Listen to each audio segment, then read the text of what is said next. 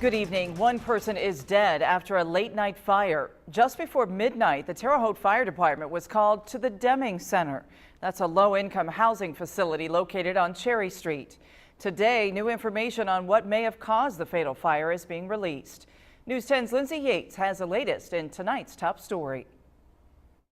It was just before midnight when Michael Payne was startled by the fire alarm.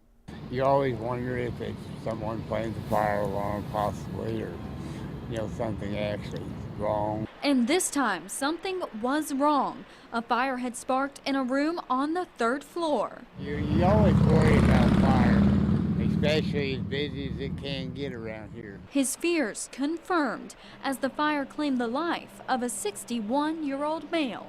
It was fire confined to one apartment.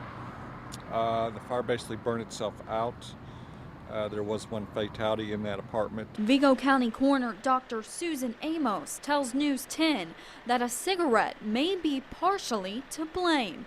The preliminary report shows the victim may have been smoking in bed. Now our investigation continues to find out exactly how the fire started and how the victim passed away. But as terrible as this tragedy is, officials say it could have been even worse. Well, anytime you have an apartment complex, it can always be worse.